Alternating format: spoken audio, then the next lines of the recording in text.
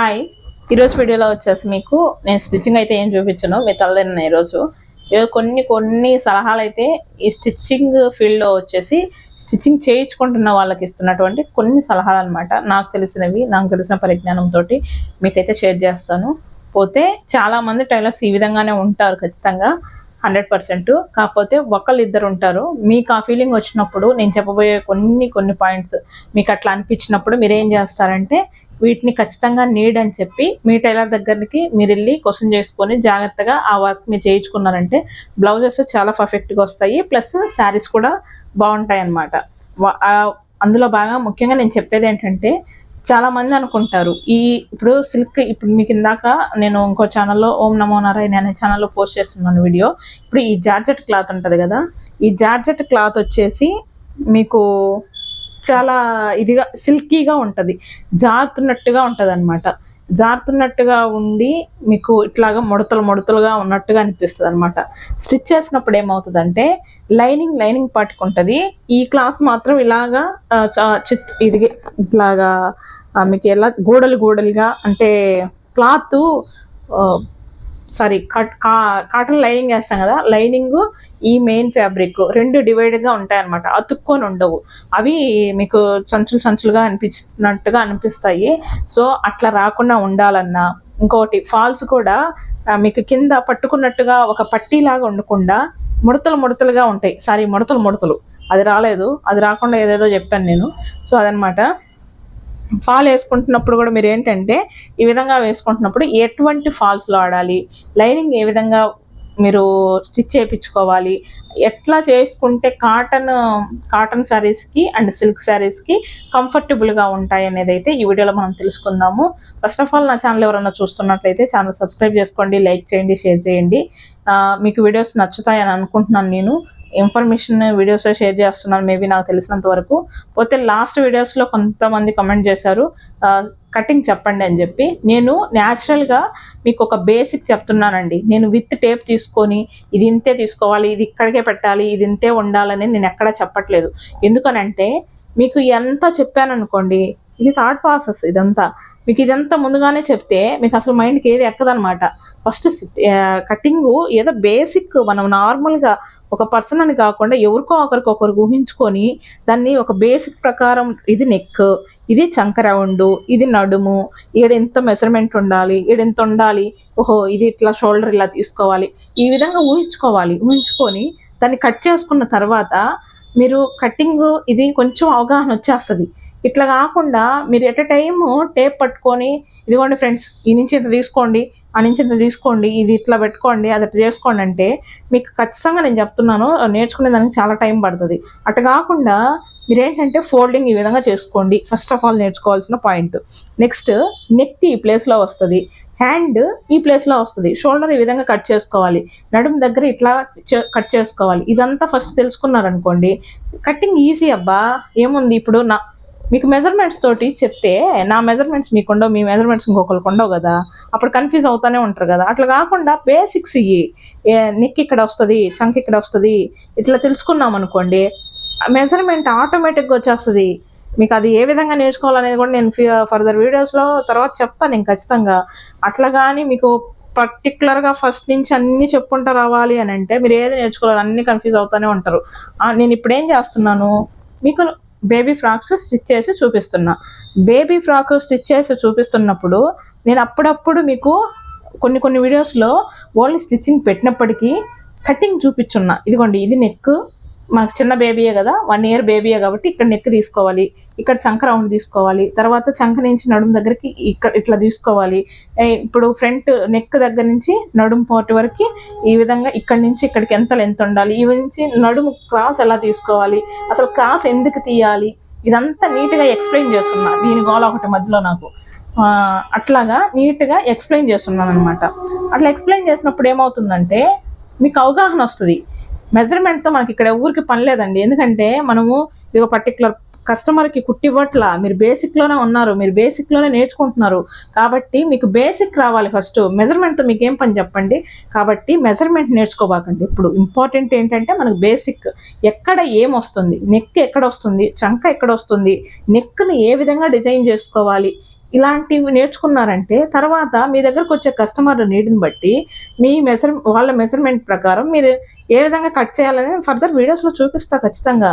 అదనమాట. అట్లా కాకుండా మీరు వెంటనే టేప్ పట్టేసుకొని కొలత పెట్టేసి ఆమెను కట్ చేసేసి కుట్టేయటానికి ఎవరం పెద్ద ఇది కాదు కదా.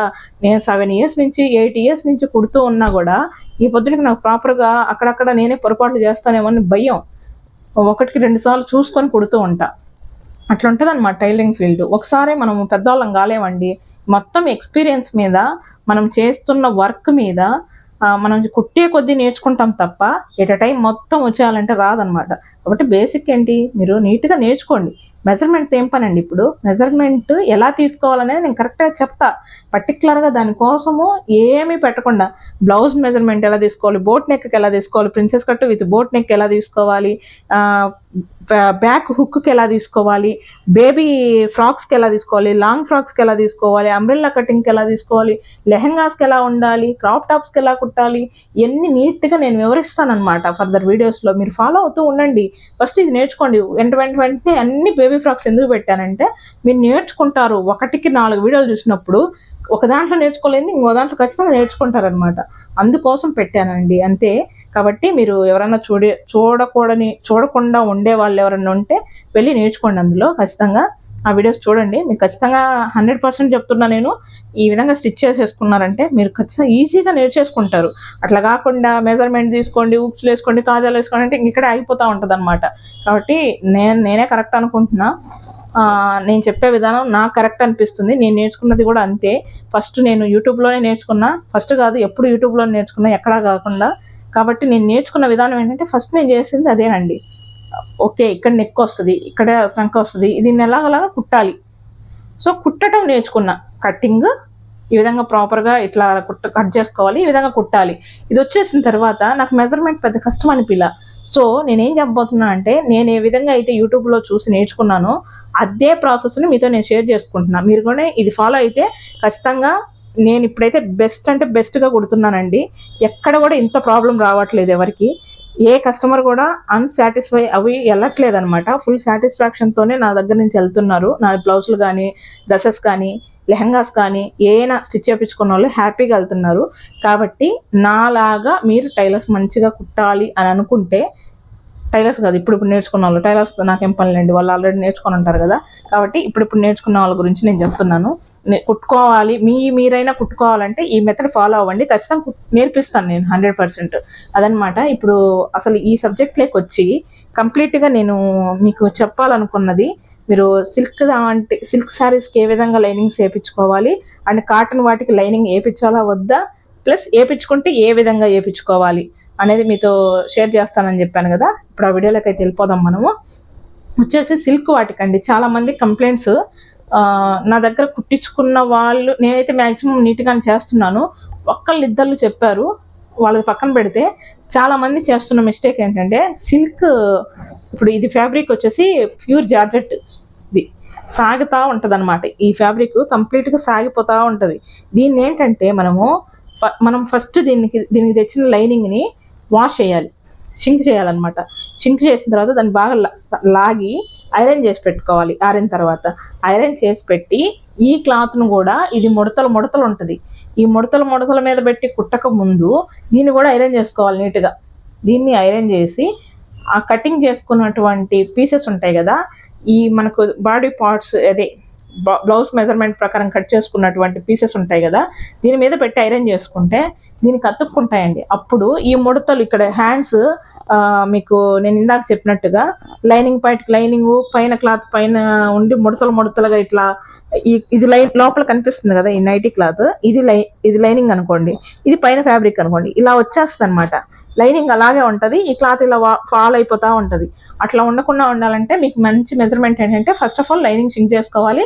ఎట్ ఎ టైం దీన్ని కూడా మనకి ఇది ఐరన్ చేసి పెట్టుకోవాలన్నమాట. ఐరన్ చేసి పెట్టి దాన్ని ఆ లైనింగ్ పార్ట్ని కట్ చేసుకున్న దాన్ని తీసుకొచ్చి ఆ పీసెస్ని వీటి మీద పెట్టుకొని నీట్గా ఐరన్ చేసేస్తే దీనికి అంటించినట్టుగా ఉంటుంది, ఎక్కడ ముడతలు రావండి. ఫస్ట్ ఏది సిల్క్ వాటికి చేయాల్సింది. పోతే దీనికి సిల్క్ శారీస్కి ఇంకొక పాయింట్ ఏంటంటే చాలామంది కాటన్ ఫాల్స్లో ప్రిపేర్ చేస్తూ ఉంటారు. కాటన్ ఫాల్స్లో అసలు సిల్క్ శారీస్కి ఎప్పుడే కానీ వేయొద్దండి. ఫాలిస్టర్ క్లాత్ ఫాల్ మాత్రమే వేయండి. పాలిస్టర్ క్లాత్ ఫాల్ వేసినప్పుడు ఏమవుతుందంటే ఇది షింక్ అవ్వదు, ఎప్పటికీ ఈ శారీ షింక్ అవ్వదు అనమాట. ఎట్ ఎ టైమ్ కలర్ పోదు, అవి కలర్ పోతాయి, ఏ కాటన్ ఫాల్స్లో కలర్ పోతాయి, షింక్ అయిపోతాయి. సో ఈ క్లాత్కి ఇది షింక్ అవ్వని దానికి ఆ షింక్ అయ్యే ఫాల్ వేసినప్పుడు ఏమవుతుందంటే అది షింక్ అయినప్పుడు ఈ క్లాత్ వెడల్పు ఉండదు, అప్పుడు ఇవి కూడా ముడతలు వచ్చేస్తాయి ఇలాగా. సో దీనికి ఏంటంటే సిల్క్ ఫాలే వేసుకోవాలి. ఈ సోదంతా ఎందుకంటే సిల్క్ ఫాలే వేసుకోవాలన్నమాట. సిల్క్ ఒకటికి సిల్క్ ఫాలు, లైనింగ్ షింక్ చేయించుకోవాలి, ప్లస్ ఐరన్ చేయించుకొని దీన్ని మెయిన్ ఫ్యాబ్రిక్ని కూడా ఐరన్ చేయించి జాయింట్ కుట్టించుకోండి. ఇదనమాట. కాటన్ వాటికి వచ్చేసి ఏం చేయాలంటే కాటన్ ఫాల్ కూడా షింక్ చేసే వేయాలండి. ఎందుకంటే ఎక్కువ వీటికి అక్కడక్కడ సిల్క్ మిక్స్డ్ ఉంటుంది. ఎంత కాటన్ ప్యూర్ అయినా కూడా సిల్క్ మిక్స్డ్ లేకుండా శారీ రెడీ అవ్వదు, సిల్క్ మిక్స్డ్ ఉంటుంది. కాబట్టి సిల్క్ మిక్స్డ్ ఉన్నప్పుడు మీకు ఏమవుతుందంటే ఇది ఫాల్ షింక్ అయినట్టుగా ఇది షింక్ అవ్వదు. కాబట్టి అప్పుడు మీకు ఏమవుతుంది, అది కూడా ముడతలు వచ్చే అవకాశం ఉంటుంది. కాబట్టి దాన్ని ఖచ్చితంగా షింక్ చేసుకొనే మీరు దీనికి స్టిచ్ చేయించుకోండి. నెక్స్ట్ వచ్చేసి దీనికి బ్లౌజ్ స్టిచ్చింగ్ ఎట్లా అంటే చాలామంది అనుకుంటున్నారు కాటన్ శారీయే కదా దానికి ఎందుకు లైనింగ్ వేసుకోవటం, అది ఎలాగో థిక్గా ఉంటుంది, ఇదేంటి వాష్ చేస్తే మళ్ళీ అది తిక్కబడిపోతుంది క్లాత్, ఇట్లా అనుకుంటారు. ఎప్పుడు అది చేయకండి. ఎందుకంటే మీకు అది ఎన్ని రోజులు ఉంటే నాకేం అవసరంలే అనుకునే పని అయితే మీరు చెప్పినట్టు చేసుకోండి, లైనింగ్ లేకుండా వేసేసుకోండి. అట్లా కాకుండా శారీ ఉన్నన్నాళ్ళు బ్లౌజ్ కూడా ఉండాలి, బ్లౌజ్ నీట్గా మంచి స్ట్రక్చర్తో కనిపించాలి అని అనుకుంటే ఖచ్చితంగా లైనింగ్ వేయించుకోండి.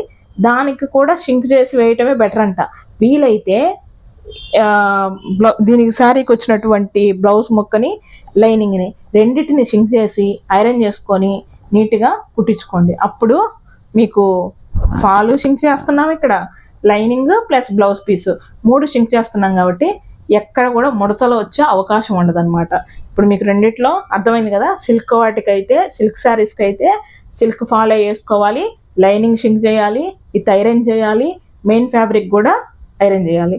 సేమ్ దీన్ని కూడా కాటన్ శారీస్కి అయితే కాటన్ ఫాలో వేయాలి, కాటన్ లైనింగ్ షింక్ చేయాలి, ప్లస్ శారీ బ్లౌజ్ ఫ్యాబ్రిక్ కూడా షింక్ చేయాలన్నమాట. షింక్ చేసి ఐరన్ చేసి నీట్గా కుట్టుకున్నామంటే ఎక్కడా సమస్యలు రావండి. ఇదన్నమాట ఈ వీడియో ఈరోజుకి. మీకు తలదిని ఉంటే సారీ, వీడియోస్ నచ్చుతుంది అనుకుంటున్నా, మీకు ఉపయోగపడుతుంది అనుకుంటున్నా. రేపటి వీడియోలో అయితే అంబ్రెల్లా కటింగ్ కానీ లేదా boat neck blouse cutting and stitching చూపించాలనుకుంటున్నా. దీనికి మాత్రం మెజర్మెంట్ తోనే చెప్తాను, ఎందుకంటే చాలామంది మెజర్మెంట్ అంటున్నారు. మీకు మెజర్మెంట్తో చెప్తే ఏమాత్రం అర్థమవుతుందో చూస్తాను, ఒకసారి చూద్దాము. నేర్చుకునే వాళ్ళు కూడా ఉంటారు, అందరినీ నేను తప్పుపడట్లేదు. ఏంటంటే కన్ఫ్యూజ్ అవ్వకూడదు అనేది నా పాలసీ అబ్బా. కన్ఫ్యూజ్ అవ్వకుండా బేసిక్స్ వచ్చినాయి అంటే తర్వాత మీరు మెజర్మెంట్ తీసుకోవడం అసలు సమస్య కాదనమాట. మెజర్మెంట్ అంటే అందరికి ఒకేలాగా ఉండదు కదా. మీకు ఒక మెజర్మెంట్ మీదనే డిపెండ్ అయ్యి ఈ మెజర్మెంటే వచ్చింది, ఈ మెజర్మెంటే కట్ చేసినాం కుట్టినాం అనేదానికి అందరికి ఒకేలాగా ఉండవు కదా, రకరకాల వాళ్ళు వస్తారు. అప్పుడు మీరు రకరకాలుగా కుట్టాలంటే ఎక్కడ ఏం తీసుకోవాలి, ఎక్కడ ఎంత సైజు తీసుకోవాలి, ఎక్కడ ఏంటి అనేది మొత్తం నేర్చుకోవాలి కదా. కాబట్టి మీరు బేసిక్ నేర్చుకుంటే కటింగ్స్ అదే ఆటోమేటిక్గా వచ్చేస్తాయి విత్ మెజర్మెంట్ తోటి. థ్యాంక్ యూ సో మచ్ అండి. మరొక మంచి వీడియోతో మళ్ళీ కలుద్దాం. ఇది కూడా వచ్చేస్తుంది, టైం అయినట్టు ఉంది దానికి, ఇంకా అరుస్తూ ఉంటుంది నాకు, మెంటలు వచ్చేస్తుంది అనమాట. Thank you.